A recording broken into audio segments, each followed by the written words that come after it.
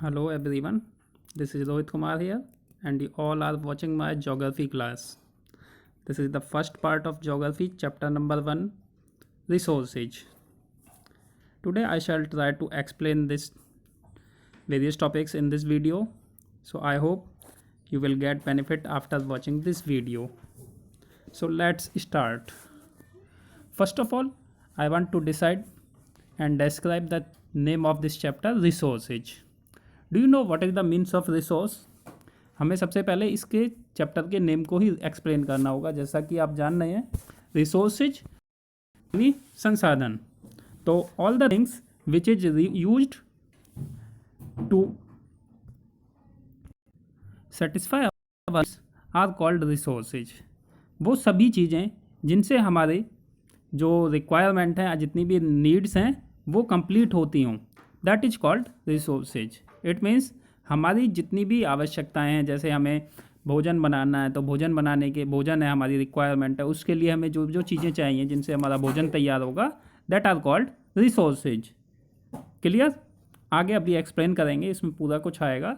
थोड़ा सा बच्चों के एनसीईआरटी की बुक्स में बच्चों के माध्यम से कुछ स्टोरी दी गई होती है, तो उसी वे में आपको मैं यहाँ एक्सप्लेन कर रहा हूँ। I hope you all understand the meanings of resources. So let's start. Mona and Raju were helping Amma to clean their houses. Mona और अम्मा राजू जो थे वो अपनी मदर का जो है हाउस की क्लीनिंग करने में हेल्प कर रहे थे। Look at all these things. वो सभी चीज़ों को देख रहे थे, जैसे कि क्लोथ्स हैं, अटेंसिल्स हैं, फूड ग्रेन्स हैं, कॉम्स हैं, this bottle of honey, books etcetera. बच्चे इन सभी चीज़ों को देख रहे थे कि क्लोथ्स, बर्तन्स, food grains, comb, honey bottle, books etcetera. Each of these has a use, said Mona. Mona ने कहा कि ये जितनी भी चीज़ें हैं ये सभी हमारे लिए कहीं ना कहीं यूजफुल हैं। That is why they are important. इसीलिए हम इन्हें कहते हैं कि ये हमारे लिए महत्वपूर्ण हैं। ये कहा अम्मा ने। दीज आर रिसोर्सेज, ये रिसोर्सेज हैं। तो व्हाट इज अ रिसोर्स? अब क्या आया कि रिसोर्स, व्हाट इज रिसोर्स, ये रिसोर्स क्या होता है? ये एक बात की राजू ने अम्मा से। ये रहा राजू क्वेश्चन टू अम्मा, व्हाट इज अ रिसोर्स। जब अम्मा ने बोला था कि ये जितनी भी चीज़ें हैं जो हमारी रिक्वायरमेंट को फुलफिल कर रही हैं, जैसे क्लोथ्स हैं, टेंसिल हैं, फूड ग्रेन्स हैं, कॉम्ब है, बॉटल ऑफ हनी है, बुक्स हैं एक्सेट्रा, तो ये हमारी रिक्वायरमेंट को फुलफिल कर रही हैं, हमारे लिए इंपॉर्टेंट है। तो अम्मा ने बोला था कि दीज आर रिसोर्सेज। ये तो अब राजू अम्मा से कह रहा है व्हाट इज अ रिसोर्स, ये रिसोर्स क्या होता है? तो अम्मा यहाँ पर रिप्लाई कर रही हैं कि anything that can be use to satisfy a need is called a resource. अम्मा ने रिप्लाई किया, look around you and observe, you will get to be able to identify many types of resources.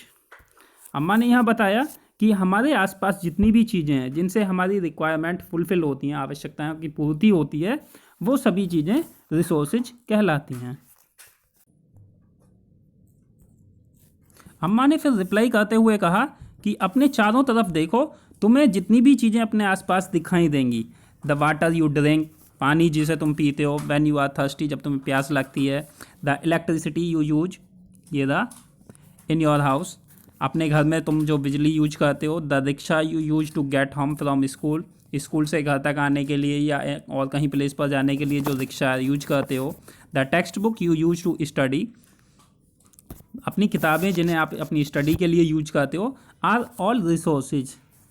ये बातें कहीं अम्मा ने। Your father has prepared a tasty snack for you, तुम्हारे पापा भी आपके लिए टेस्टी स्नैक्स तैयार करते हैं, नाश्ता बनाते हैं। The vegetables he has used are also are resource, तो आपके स्नैक्स बनाने के लिए, नाश्ता बनाने के लिए जितनी भी फ्रेश वेजिटेबल्स उनमें यूज होती हैं, that resources. Is that clear? आगे कंटिन्यू। वाटर, ये water, electricity, rickshaw, vegetable and text book have something in common. पानी है, जल है, विद्युत है, रिक्शा है, सब्जियां हैं, टेक्स्ट बुक हैं, ये सब आपस में कहीं ना कहीं कुछ कॉमन है। They have all been used by you, इन्हें हम अपने घर में कहीं ना कहीं उपयोग करते हैं। सो दे हैव यूटिलिटी, इसलिए इन्हें हम कहते हैं कि ये हमारे लिए यूटिलिटीफुल हैं, यूटिलाइज हैं, उपयोगी हैं। यूटिलिटी और usability is what makes an object और सब्सटेंस अ रिसोर्स। तो किसी भी ऑब्जेक्ट की या किसी भी सब्सटेंस की यूटिलिटी या यूजेबिलिटी ही उसे रिसोर्स बनाने का काम करती है। ये थोड़ा सा इम्पोर्टेंट आ जाती है। यूटिलिटी और usability is what makes an object और सब्सटेंस अ रिसोर्स। किसी भी चीज़ की उपयोगिता ही उस ऑब्जेक्ट या उस सब्सटेंस को रिसोर्स बनाने का काम करती है। How does something become a resource? Raju now wanted to know. अब राजू ये जानना चाहता था कि रिसोर्स कैसे, कोई भी वस्तु जो है वो रिसोर्स कैसे हो सकती है। How does something become a resource? कोई भी चीज़ रिसोर्स कैसे बन सकती है। अम्मा told the children that things become resources only when they have a value. अम्मा ने अब राजू से कहा, बच्चों से कहा कि ये अम्मा ने बच्चों से कहा, तो राजू का क्वेश्चन पूछने पर अम्मा ने सभी बच्चों को बताया कि कोई भी थिंग्स जो है वो रिसोर्सेज तब बनती है जब किसी भी ऑब्जेक्ट का कोई ना कोई वैल्यू हो। अम्मा ने बच्चों को बताया कि कोई भी थिंग्स रिसोर्सेज तब बनेगी जब उसकी कोई ना कोई वैल्यू हो। इट्स यूजेज और utility gives it a value. Object की उसकी जो अपनी यूटिलिटी होगी, उपयोगिता होगी, वही उसे वैल्यू देने का काम करती है। ये आगे यहाँ all resources have some value. अम्मा ने फिर कहा कि सभी हमारे जितने भी रिसोर्सेज हैं उनकी कुछ ना कुछ वैल्यू होती है, सभी अपने आप में कुछ ना कुछ मूल्य रखते हैं। Value means worth. Value means है उसका कोई ना कोई अपना importance. Some resources have economic value, some do not.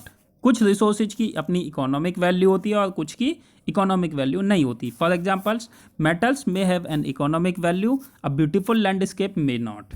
जैसे कि हमारे मेटल्स हैं, उनकी अपनी इकोनॉमिक वैल्यू होती है, वो मूल्यों पर बेचे जाते हैं, और जबकि हमारा जो भूमि है वो ब्यूटीफुल लैंडस्केप है, उसकी वैल्यू इकोनॉमिक नहीं होती है।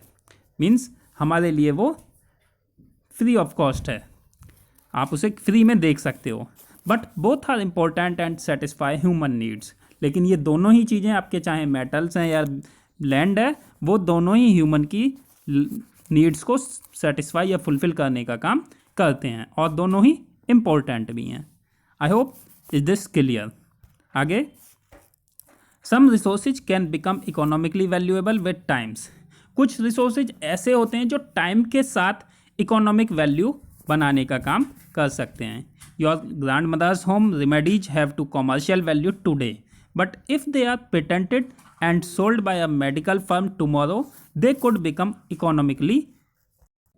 यहाँ पर ये बताया गया है कि जैसे हमारी दादी माँ के जो पुराने नुस्खे होते हैं, उनकी आज के टाइम में कोई कॉमर्शियल वैल्यू नहीं है, लेकिन अगर हम उन्हीं नुस्खों को किसी मेडिकल फर्म के द्वारा पेटेंट कराने के बाद बेचते हैं तो उनकी अपने आप में इकोनॉमिक वैल्यू होगी, वे हमारे लिए इकोनॉमिक रूप से प्रॉफिटेबल होंगे।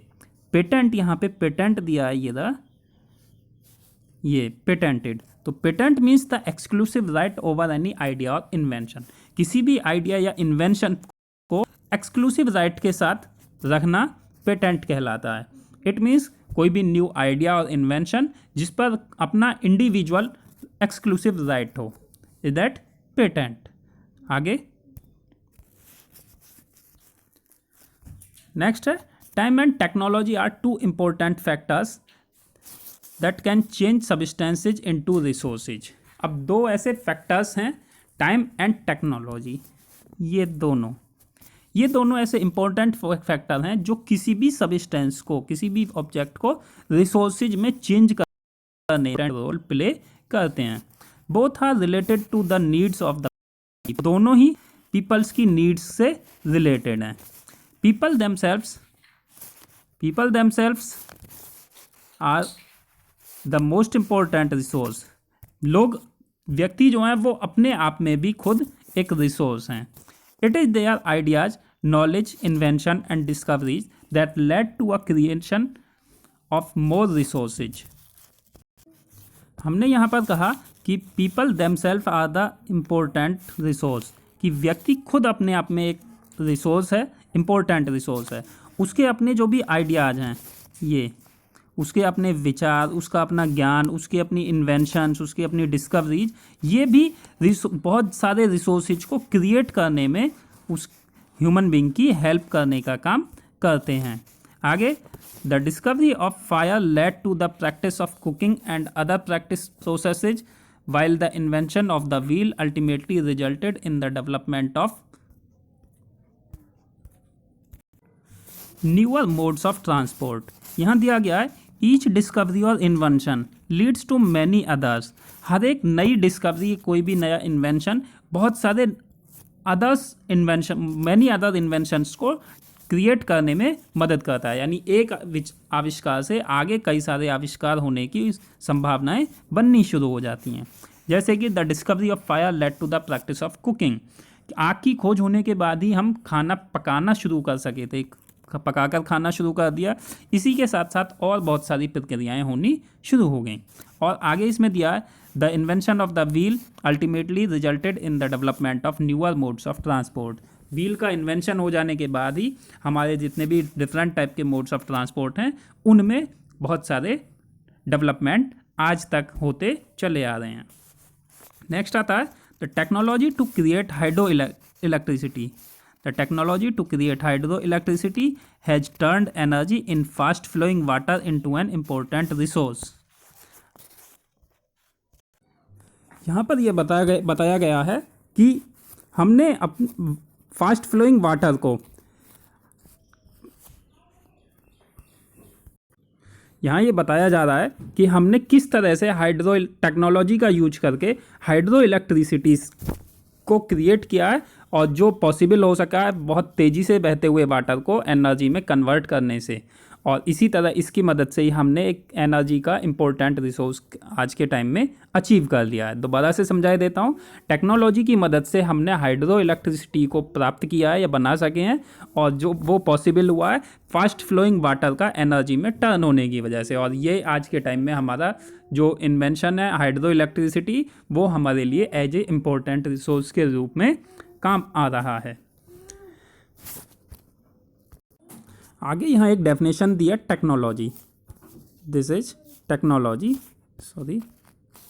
ये टेक्नोलॉजी। तो it is the application of latest knowledge and skill in doing और मेकिंग थिंग्स। ये बताया गया है कि हम स्किल इन डूइंग, अपनी कुशलता का काम कर सकें, कुशलता से कोई काम कर सकें, या मेकिंग थिंग्स, और कोई वस्तुएं बना सकें with the help of latest knowledge and skill.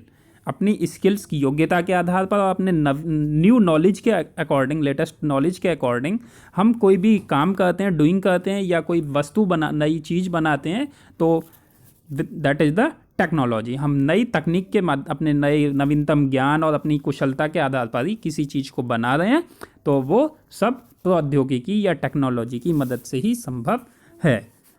I hope this point is clear. हम आगे अपनी नेक्स्ट वीडियो में कवर अप करेंगे types of resources. Thank you, have a nice day for watching this video.